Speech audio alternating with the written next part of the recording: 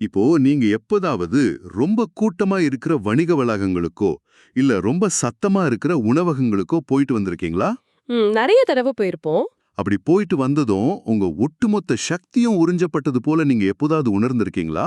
அதாவது உடல் ரீதியா நீங்க எந்த கடினமான வேலையும் செஞ்சிருக்க மாட்டீங்க. ஆமா, சும்மா போயிட்டு வந்தாலே ஒரு பெரிய சோர்வு வரும். கரெக்ட். ஆனாலும் பலருடைய மத்தியில இருக்கிறத விட, உங்க வீட்டின் அமைதியான அறைக்குள் முடங்குவது உங்களுக்கு பெரும் நிம்மதியை தருதா? அப்படி நீங்க உணர்ந்திருந்தா உங்களுக்கு என்ன நடக்குது என்பதை பற்றி தான் இன்னைக்கு நாம இந்த ஆழ்ந்த அலசல்ல முழுமையா பேசப் போறோம். கண்டிப்பா. இது நெறைய பேருக்கு தேவைப்படும் ஒரு தலைப்பு. ஏன்னா பலரும் இந்த தனிமை விருப்பத்தை மனச்சோர்வு என்றோ அல்லது சமூகத்தை பார்த்து பயப்படும் ஒரு தயக்கம் என்றோ தவறா நினைச்சுக்கிறாங்க. ஆனா மனநல மருத்துவர் டாக்டர் பிரையன் வைஸ் அவரோட ஆய்வுகளின்படி அது வீண் பயம் கிடையாது. மாறாக உங்களின் ஆன்மீக பரிணாம வளர்ச்சியின் மிக முக்கியமான ஒரு அடையாளம். உண்மைதான். இது ஒரு மிகப்பெரிய கண்டுபிடிப்பு. இத பத்தி தான் இன்னைக்கு நம்முடன் இருக்கும் நிபுணர்கிட்ட நாம கேட்க போறோம். சரி, இத சற்று விரிவாக பார்ப்போம். ஒரு மனநல மருத்துவர் எப்படி மனிதர்களின் இந்த தனிமை விருப்பத்தை ஆன்மீகத்தோடு தொடர்புபடுத்துகிறார்? ஏன்னா 1980களில் இவர் முற்றிலும் ஒரு பாரம்பரிய மருத்துவராக, அறிவியல் பூர்வமாக மட்டுமே சிந்திக்கக்கூடியவராகத்தானே இருந்தார். ஆமா, அவர் ஏல் பல்கலைக்கழகத்துல படிச்ச ஒரு மிகச்சிறந்த பாரம்பரிய மருத்துவர் தான். அவர் மருத்துவ புத்தகங்கள்ல உள்ளபடி மட்டுமே சிகிச்சை அளித்து வந்தார். ஆனா கேத்தரின் என்ற அவரோட நோயாளியோட வருகை எல்லாவற்றையும் மாற்றிடுச்சு. ஓ, அந்த கேத்தரின்கிற நோயாளி மூலியமா தான் இது நடந்ததா?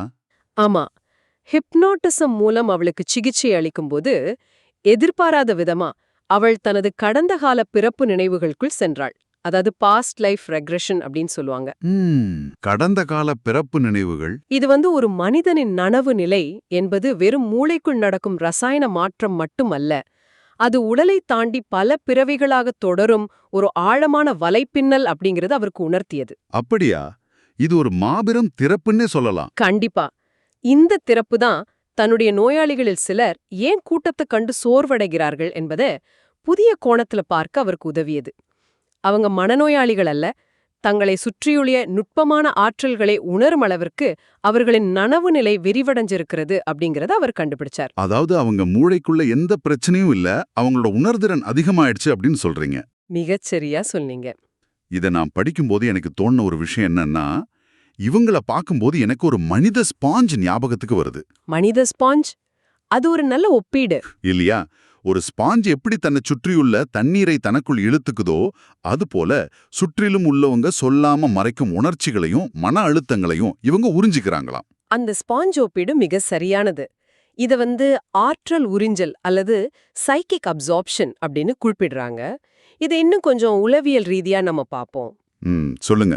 சாதாரணமாக நம்ம ஒவ்வொருவருக்கும் ஈகோ எல்லைகள் அப்படின்னு ஒன்னு இருக்கும். ஈகோ எல்லைகள்? ஆமா, இது ஒரு உளவியல் சுவர். இது என்னுடைய சோகம், அது அவனுடைய கோபம் அப்படின்னு நமக்கும் மற்றவர்களுக்கும் இடையே ஒரு பிரிவை இந்த சுவர் உருவாக்குது. ஆனா ஒரு மனிதனுக்கு ஆன்மீக விழிப்புணர்வு நிகழும்போது அவனுக்குள் ஒரு ஆழமான பச்சாதாபம், அதாவது எம்பத்தி உருவாகுது. ஓ, அப்போ அந்த சுவர் என்ன ஆகும்? அப்போ அந்த ஈகோ எல்லைகள் மெலிந்து கரையத் தொடங்குது. அப்படி என்றால், இப்போ நீங்க அலுவலகத்துல உங்க இருக்கையில உட்கார்ந்திருக்கீங்க. உங்களுக்கு பக்கத்துல உட்கார்ந்திருக்கும் ஒரு சக ஊழியர் வெளியே காட்டிக்கொள்ளாமல் உள்ளுக்குள் ஏதோ ஒரு மாபெரும் குடும்ப பிரச்சனையால கொதித்துக் கொண்டிருந்தால், அந்த ஈகோ சுவர் இல்லாததால் அவருடைய மன அழுத்தமும் இவர்களுக்குள் நுழைந்து விடுமா? அதுதான் நடக்குது. அந்த ஈகோ எல்லைகள் கரையும் போது அவங்க அறியாமலேயே மற்றவர்களின் பாரமான ஆற்றல்களை தாங்கிக் கொள்ளும் ஒரு வடிகட்டியாக மாறிடுறாங்க. ஒரு அன்கான்ஷியஸ் ஹீலரா மாறிடுறாங்க. ஆமா, அவங்க ஒரு அறைக்குள் நுழையும் போது அங்குள்ளவர்களின் சொல்லப்படாத துயரங்கள், மன அழுத்தங்கள் அனைத்தையும் தங்கள் சொந்த சுமையாக உணர்கிறார்கள். இது அவங்க வேண்டுமென்றே செய்யறது கிடையாது. ஒரு ஸ்பாஞ்ச் தண்ணீரை கண்டால் உறிஞ்ச வேண்டும்னு திட்டமிடுறதில்லையே, அது அதோட இயல்புதானே? மிகச்சரி. அதுபோலவே இதுவும் திறந்த இதயம் கொண்டிருப்பதன் இயற்கையான விளைவுதான். ஆனா பாருங்க, அந்த ஸ்பஞ்ச நீங்க அவ்வப்போது பிழிந்து விடலன்னா அது அழுகிடும் இல்லையா? கண்டிப்பா அழுகிடும். அந்த அதீத சோர்விலிருந்து தங்களை தாங்களே பிழிந்து சுத்தப்படுத்திக் கொள்ளவே அவங்க தங்கள் வீட்டை தேர்ந்தெடுக்கிறாங்க. இது கேட்பதற்கே ரொம்ப சோர்வா இருக்கு. எல்லாவற்றையும் இப்படி உறிஞ்சிக்கிட்டே இருந்தா ஒருவரால எப்படி இயல்பா வாழ முடியும்? ஒருவேளை இது ஒரே நாள் நடந்துருமா? நேற்று வரை கூட்டத்துல ஆட்டம் போட்ட ஒருவர் இன்று திடீர்னு ஆன்மீக ஸ்பாஞ்சா மாறிடுவாரா? இல்ல இது திடீரென நடக்கும் ஒரு மாயாஜாலம் கிடையாது. இத படிப்படியாக நிகழும் ஒரு பரிணாமம். ஓ, படிப்படியா நடக்குமா? ஆமா. டாக்டர் வைஸ் தனது ஆய்வுகளில் இந்த ஆன்மீக விழிப்புணர்வு 3 முக்கியமான கட்டங்களாக நடக்குதுன்னு குறிப்பிடுறார். 3 கட்டங்களா? அது என்னென்ன? அவர்களுக்கு தாங்கள் புதிதாக கண்டறிந்த பிரபஞ்ச உண்மைகளை உலகத்துல உள்ள அனைவருக்கும் சொல்லி கற்பிக்க வேண்டும்னு ஒரு தீவிரமான ஆர்வம் இருக்கும். இது எப்படின்னா, ஒருவருக்கு திடீரென ஒரு புதிய உணவு முறையோ அல்லது உடற்பயிற்சியோ மிகப்பெரிய பலனை கொடுத்தால் அதை சந்திக்கிற எல்லோர் மீதும் திணிப்பாங்களே, ஆமா. நீயும் இதை செய், உன் வாழ்க்கை மாறும் அப்படின்னு. அது போலவா? அதே மனநிலைதான். ஆனா காலம் செல்லச் செல்ல இது எல்லோர் மீதும் திணிக்கக்கூடிய ஒண்ணு அல்ல. ஆன்மீகம் என்பது ஒவ்வொருவருக்கும் மாறுபடும் ஒரு தனிப்பட்ட பயணம் என்பதை அவங்க ஆழமா புரிஞ்சுக்கிறாங்க. அந்த தெளிவு வருது. ஆமா. இந்த தெளிவு அவர்களை 2வது கட்டத்துக்கு அழைத்து போகுது. இந்த கட்டத்தை ஆன்மீக வீட்டுக்கக்கம், அதாவது ஸ்பிரிச்சுவல் ஹோம் சிக்னஸ் அப்படின்னு அழைக்கிறாங்க. ஆன்மீக வீட்டுக்கக்கும் அப்படின்னா இந்த நிலையில அவங்க வீட்டை விட்டு வெளியே வரமாட்டாங்கன்னு அர்த்தமா? வீட்டை விட்டு வெளியே வருவாங்க. ஆனா அவங்க தங்களை சுற்றியுள்ள உலகத்துல ஒரு அந்நியனை போல உணரத் தொடங்குவாங்க. ஓ, எல்லாமே அந்நியமா தெரியுமா? ஆமா. அவங்க பழகும் மனிதர்களிடம் நடக்கும் மேலோட்டமான உரையாடல்கள், அதாவது யாரோ ஒரு சினிமா பிரபலத்தின் விவாகரத்து, அடுத்தவர் வாங்கிய புதிய கார் அல்லது எந்த பிராண்ட் ஆடை சிறந்தது என்பது போன்ற விஷயங்கள் அவங்களுக்கு துளியும் ஈர்ப்பை தராது.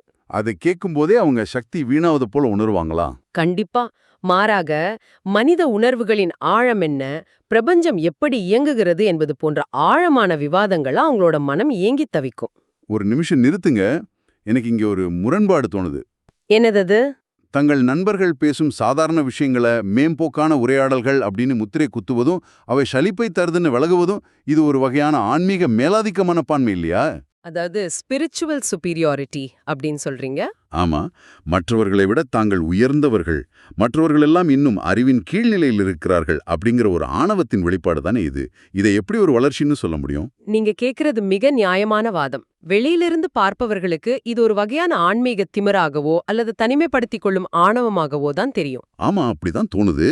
ஆனா அதன் உள்ளே நடக்கும் உளவியலை நம்ம புரிஞ்சுக்கணும். இத மேலாதிக்கம் அப்படின்னு சொல்றதை விட அதிர்வு பொருத்தம், அதாவது ரெசோனன்ஸ் அப்படின்னு சொல்வது சரியா இருக்கும். அதிர்வு பொருத்தம், அதை கொஞ்சம் விளக்குங்களேன். இப்போ ஒரு உதாரணத்திற்கு, நீங்க பல வருடங்கள் கடினமாக பயிற்சி செய்து செவ்வியல் இசையை நுட்பமாக கற்றுக்கொள்கிறீர்கள் அப்படின்னு வெச்சுப்போம். சரி. அதன் பிறகு எங்கோ ஒரு கடையில் ஒலிக்கும் மிகச் சாதாரணமான ஒரே தாளத்தை திரும்ப திரும்ப ஒலிக்கும் ஒரு பாடலை உங்களால் ரசிக்க முடியாது இல்லையா? ஆமா, அது கொஞ்சம் கஷ்டம்தான். அந்த சாதாரண பாடல் மோசமானதென்றோ அதை கேட்பவர்கள் உங்களை விட தாழ்ந்தவர்கள் என்றோ அர்த்தம் கிடையாது. ஆனா உங்க காதுகள் இப்போ இன்னும் ஆழமான சிக்கலான இசையின் நுட்பங்களை தேடுது. வாவ், இது ஒரு அருமையான விளக்கம். அதுபோலவே ஆன்மீக விழிப்புணர்வு அடைந்தவர்களின் மனம் ஆழமான பரிமாற்றங்களை தேடுது. அது மற்றவர்களை தாழ்த்தி பார்ப்பது கிடையாது.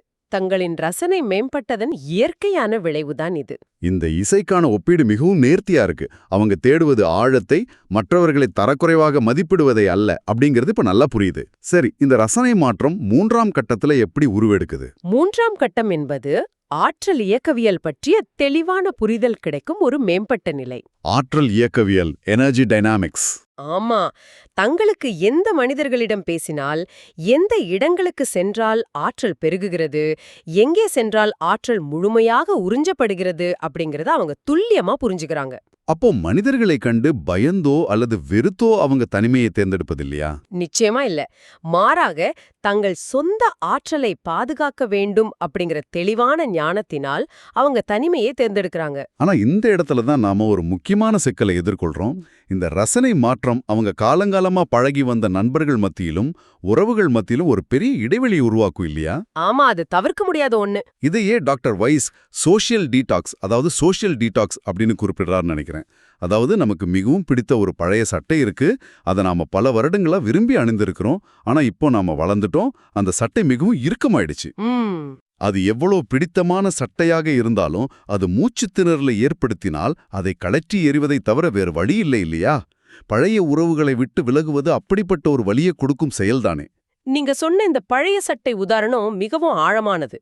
ஏன்னா விழிப்புணர்வாடையும் ஒவ்வொருவரும் அந்த மூச்சுத் திணறலையும் அதை கழற்றி எறியும் வலியையும் அனுபவித்தே ஆக வேணும். அது ரொம்ப கஷ்டமான ஒரு காலகட்டமா இருக்குமே. கண்டிப்பா. டாக்டர் வேஸ் இதை அதிர்வு பொருத்தம், அதாவது வைப்ரேஷனல் மேட்சிங் அப்படிங்கிற தத்துவத்தின் மூலம் விளக்குகிறார். பிரபஞ்சத்துல எல்லாமே ஆற்றல் தான். மனிதர்களும் ஒரு குறிப்பிட்ட அதிர்வெண்ணில தான் இயங்குகிறார்கள். ஃப்ரீக்வென்சின்னு சொல்றது. ஆமா, விழிப்புணர்வு நிகழும்போது இவர்களின் அதிர்வெண் உயருது. அப்போ பழைய நண்பர்களின் அதிர்வெண்ணோடு இவங்களால ஒத்துப்போக முடியவில்லை. ஓ, அதனாலதான் இந்த இடைவெளி வருது. ஒரு வாத்திய குழுவில் ஒரு குறிப்பிட்ட கருவி மட்டும் சுருதி விலகி வாசித்தால் எப்படி உறுத்தலா இருக்குமோ அப்படி அவர்களின் பழைய உறவுகள் அவர்களுக்கு உறுத்தத் தொடங்குது.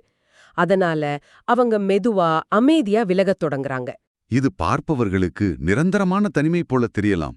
ஆமா, ஆனா உண்மையில இது விதை இருளில் முளைவிடுவதைப் போன்ற ஒரு அடைகாக்கும் காலம், ஒரு இன்குபேஷன் பீரியட் அப்படின்னு சொல்லலாம். இதை இப்போ கேட்டுக்கொண்டிருக்கும் எவரேனும் தங்களுடைய பழைய நண்பர்களின் தொலைபேசி அழைப்புகளை தவிர்க்கிறோம் அப்படிங்கிற குற்ற உணர்ச்சியில் இருந்தால் அவங்க தாங்கள் ஏதோ தவறு செய்யறதாக நினைக்க வேண்டாம் சொல்றீங்க. கண்டிப்பா நினைக்க வேண்டாம். அது அவங்களோட வளர்ச்சி. பல மேலோட்டமான உறவுகளை சுமந்து கொண்டு திணறுவதை விட தங்களின் புதிய அதிர்வெண்ணுக்கு பொருந்தக்கூடிய, தங்களை ஆழமாக புரிந்து கொள்ளும் ஓரிரு உண்மையான உறவுகளை அமைத்துக் கொள்வது ஆரோக்கியமானதுதான். மிக சரியான புரிதல். சரி, அந்த பழைய இறுக்கமான சட்டையை கழச்சி விட்டு பழைய கூட்டாளிகளை விட்டு விலகி வீட்டுக்குள்ளேயே முடங்குகிறார்கள் அப்படின்னு வச்சுப்போம். அவங்க அப்படி என்னதான் செய்றாங்க வீட்ல? அது ஒரு சுவாரஸ்யமான கேள்வி. இந்த உரையாடலின் ஆரம்பத்துல மனித ஸ்பாஞ்ச் அப்படின்னு பேசிவிட்டு திடீரென படிகங்கள், முனிவர்கள் பயன்படுத்திய மூலிகைகள், அதாவது கிறிஸ்டல்ஸ், சேஜ் அப்படின்னு டாக்டர் வெய்ஸ் சொல்வதை கேட்கும்போது ஒரு சாதாரண கேட்பாளருக்கு இது ஏதோ மாயாஜால கதை போல தோன்ற வாய்ப்பு இருக்கு இல்லையா? ஆமா, வெளியிருந்து பாக்குறவங்களுக்கு அப்படிதான் தோணும். வீட்டிற்குள் இருப்பவர்கள் எப்படி இதையெல்லாம் நோக்கி ஈர்க்கப்படுகிறார்கள்? மேலோட்டமா பார்த்தால் இது மாயாஜாலம் போல தெரியலாம். ஆனா இதன் பின்னாடியில் உள்ள அறிவியலை அல்லது ஆற்றல் இயக்கவியலை நம்ம புரிஞ்சுக்கணும். ஆன்மீக விழிப்புணர்வு அடையும் போது ஐம்புலன்களையும் தாண்டி நுட்பமான ஆற்றல்களை உணரும் பரிமாண உணர்தரன், அதாவது டைமென்ஷனல் சென்சிட்டிவிட்டி அவங்களுக்கு அதிகரிக்குது. இது நாம முன்னாடியே பேசின அந்த ஸ்பாஞ்ச் தன்மைதானா? ஆமா, நம்ம முன்னரே பேசியபடி ஈகோ எல்லைகள் கரைந்து விட்டதால் அவங்க ஒரு பொது இடத்திற்கு செல்லும்போது, உதாரணமாக ஒரு நெரிசலான வணிக வளாகத்திற்கு செல்லும்போது அது வெறும் சத்தமான இடம் கிடையாது அவங்களுக்கு. பின்ன அது என்னவா தெரியுது அவங்களுக்கு? நூற்றுக்கணக்கான மனிதர்களின் கோபங்கள், ஏக்கங்கள், ஆசைகள் மற்றும் விரக்திகள் ஒன்றோடொன்று மோதிக்கொள்ளும் ஒரு உணர்ச்சி போர்க்களம் அது. அந்த போர்க்களத்துல நின்று கொண்டிருக்கும் ஒரு ஆயுதமில்லாத மனிதன் எப்படி உணர்வானோ அப்படி உணர்வாங்க.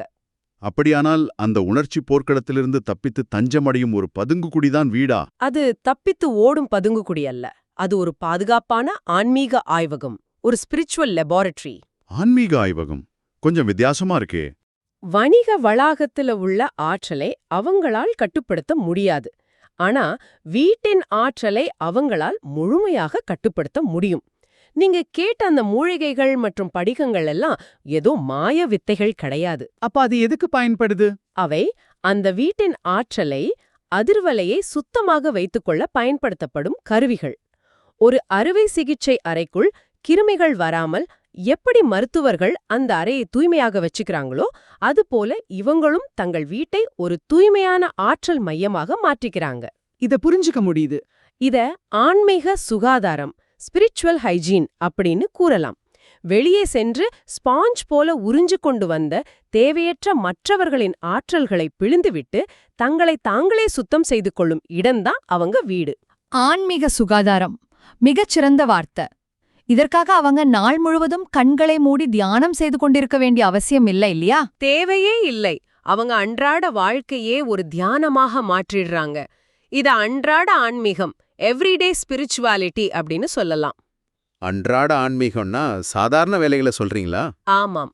பாத்திரம் கழுவுவது, தோட்டத்திற்கு தண்ணீர் ஊற்றுவது, வீட்டை சுத்தம் செய்வது போன்ற சாதாரணமான சலிப்பூட்டும் செயல்கள் கூட அவங்களுக்கு மனதை குவிக்கும் தியான பயிற்சிகளாக மாறுது. ஓ, அந்த வேலைகளை கூட அவங்க ரசிச்சு செய்வாங்களா? ஆமாம். ஒரு காலத்துல உலகத்தின் அங்கீகாரத்தை தேடி ஓடிக்கொண்டிருந்த மனம் இப்போ ஒரு சின்ன செடி துளிர்விடுவதை பார்ப்பதில் எல்லையற்ற பிரபஞ்சத்தை காணத் தொடங்குது. இது கேட்கும்போது மிகவும் அமைதியா இருக்கு. ஆனா இங்கதான் எனக்கு மிகப்பெரிய கேள்வி எழுகிறது. சொல்லுங்க.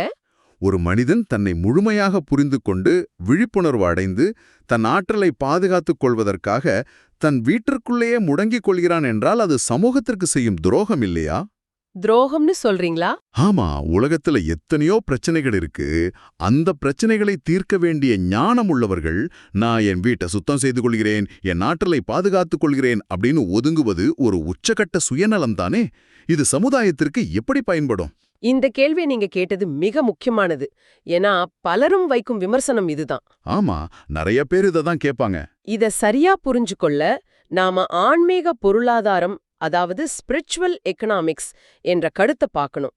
உங்களிடம் மிக சொற்பமான பணம் இருக்கு அப்படின்னா, அது தேவையற்ற ஆடம்பர பொருட்கள்ல செலவழிப்பீர்களா, அல்லது உங்க எதிர்காலத்திற்கு தேவையான முக்கியமான முதலீட்டை செய்வீர்களா? நிச்சயமா கவனமா மிக முக்கியமான விஷயத்திற்கு மட்டுமே செலவழிப்பேன். அதேதான் இங்கும் நடக்குது.